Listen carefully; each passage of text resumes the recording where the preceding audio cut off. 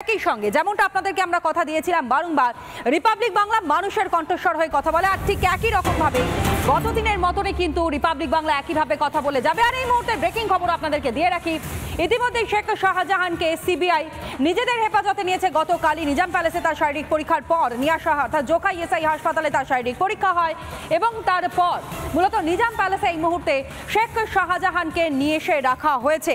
শেখ শাহজাহানকে একাধিকবার জিজ্ঞাসাবাদ করে এবং একই সঙ্গে যে ঘটনা গত ৫ তারিখে ঘটেছে, ইডির ওপর যেভাবে আক্রমণ ধেয়ে এসেছে, সেই ঘটনা নিয়েও প্রশ্ন করা হবে শেখ শাহজাহানকে। যেমনটা খবর পাওয়া যাচ্ছে, অবশেষে সিবিআই এর কবজায় শাহজাহান। দীর্ঘ টালবাহানা এবং দীর্ঘ টালবাহানার পর অবশেষে শেখ শাহজাহানকে হাতে পেয়েছে সিবিআই।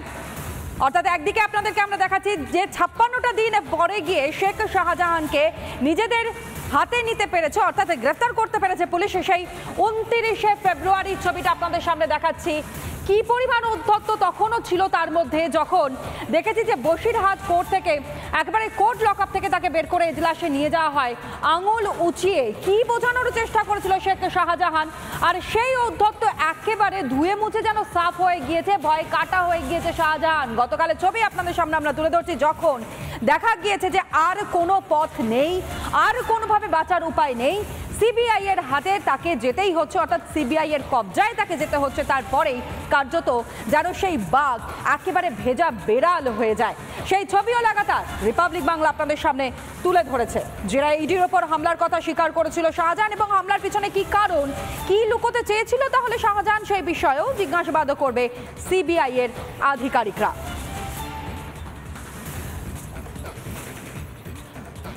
সৈকত আমাদের প্রতিনিধি এই মুহূর্তে আমাদের সঙ্গে রয়েছে, আরো বিস্তারিত সৈকতের কাছ থেকে আমরা জানবার চেষ্টা করবো। সৈকত, কিছুক্ষণ আগেও তোমার সঙ্গে কথা হয়েছিল, বেশ কয়েকটা বিষয় এখানে উঠে আসছে।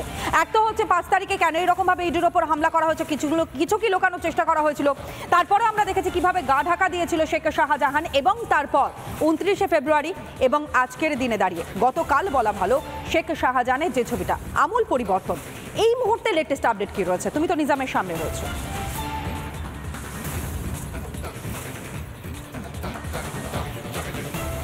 একদমই দেখো, সিবিআই আধিকারিকরা মূলত শেখ শাহজাহানের কাছ থেকে এই মুহূর্তে যে বিষয়টা জানতে চাইছেন, যে শেখ শাহজাহানকে যখন রাজ্য পুলিশ গ্রেপ্তার করে, রাজ্য পুলিশ গ্রেপ্তার করার পর আদালতে যে নথি জমা দিয়েছিল, তাতে রাজ্য পুলিশের জমা দেওয়া নথিতে রীতিমতো উল্লেখ ছিল শেখ শাহজাহান রাজ্য পুলিশের জেরায় স্বীকার করেছে যে সে নিজে তার বাহিনীকে, ইডি এবং কেন্দ্রীয় বাহিনীকে ওপর হামলা করতে নির্দেশ দিয়েছিল।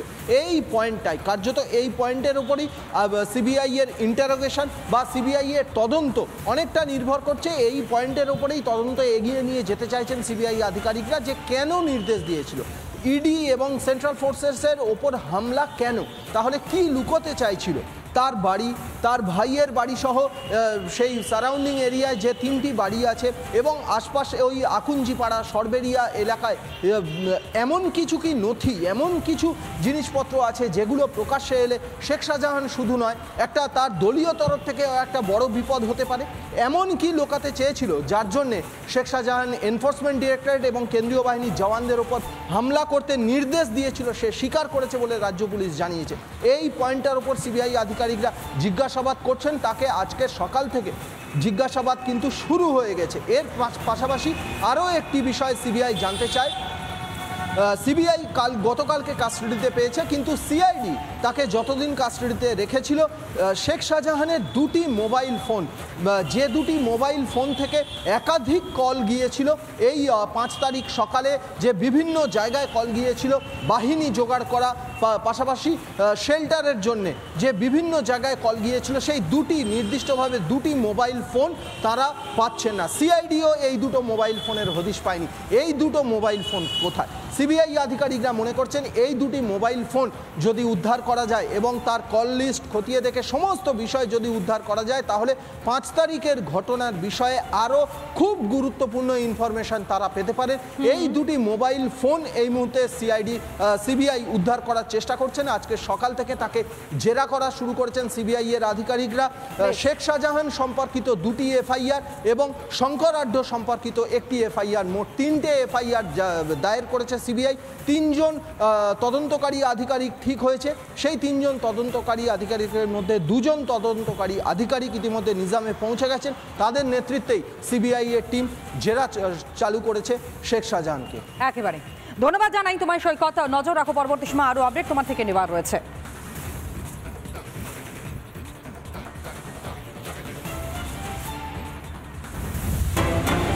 অন্যদিকে শেখ শাহজাহানকে গ্রেফতার করার পরও এখনো পর্যন্ত কিন্তু উত্তপ্ত হয়ে রয়েছে এই সন্দেশখালী এলাকা। সন্দেশখালী সেখানকার মানুষজনের উপর যে দীর্ঘদিন ধরে অত্যাচার হয়েছে তারও প্রতিবাদে গর্জে উঠেছে সন্দেশখালী। বেরমজুরের ছবি আপনাদের সামনে আমরা তুলে ধরছি। সকাল থেকে উত্তেজনার পরিস্থিতি। তৃণমূল পঞ্চায়েত প্রধান হাজি সিদ্দিকী মোল্লার বিরুদ্ধে অভিযোগ যে খেলার মাঠ করার নাম করে জমি দখলের অভিযোগ, অর্থাৎ স্থানীয় বাসিন্দারা তারাই অভিযোগ করছেন। একেবারে তাদের মুখ থেকে শোনা যাক অভিযোগটা ঠিক কি।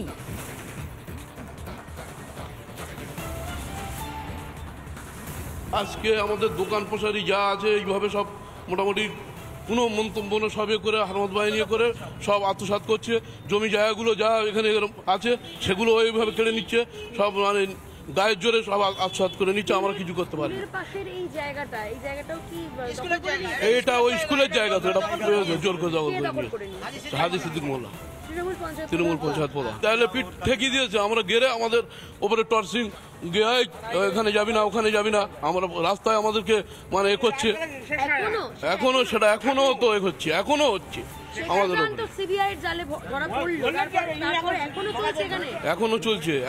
সম্পত্তি আমরা কিনেছি, এখন হাজি সাহেব বলতে 1 নম্বর খতিয়ান হয়েছে। 1 নম্বর খতিয়ান হলেও তো আমরা সময় সম্পত্তি সব কেনাপত্র দলিলপত্র সব আছে। তবু এই জমি কত বছর ধরে দখল? 75 থেকে 80 বছর আগে থেকে আমরা দখল করছি। হাজি সাহেব সিদ্দিকী মোল্লা কত বছর দখল? হাজি সাহেব থেকে 10 বছর ধরে টিএমসি ক্ষমতায় আসার পরের থেকে কি বলেছিলেন তিনি এখানে খেলার মাঠ?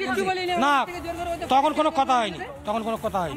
খেলার মাঠ ফাটে কোনো কথা হয়নি, আমাদের সঙ্গে কোনো আলোচনাই করেনি। আপনাদের সঙ্গে কোনো আলোচনা হয়নি? কোনো আলোচনায় আসেনি, আমাদের সঙ্গে কোনো আলোচনায় আসেনি। 70 বছর আমাদের দখল ছিল, 10 বছর হচ্ছে কেন পার্টির ক্ষমতায় নিয়ে করে খাচ্ছে, পার্টির লিস্ট করে খাচ্ছে। না, আমাদের এই জায়গাটা মাঠের জায়গাটা। বিক্ষোভরত স্থানীয় বাসিন্দাদের অভিযোগ তো আপনারা শুনলেন, কিন্তু যার বিরুদ্ধে উঠেছে এই অভিযোগ তৃণমূল পঞ্চায়েত প্রধান হাজি সিদ্দিকী মোল্লা, সে কি বলছে শুনুন। এই জায়গাটা আপনাকে দেখাচ্ছি, এটা তুলুন ভালো করে। এটা এখনো 1 নম্বর খতিয়ানে বইছে এবং এটা ক্লাব এবং গ্রামের মানুষ তারা মিলে এইটা মাঠ করার জন্য এইটা অ্যাকোয়ার করেছে। এটা কারোর নামে যদি বৈধ কাগজপত্র থাকে দেখা দিবার সে তার জমি সে পাবে।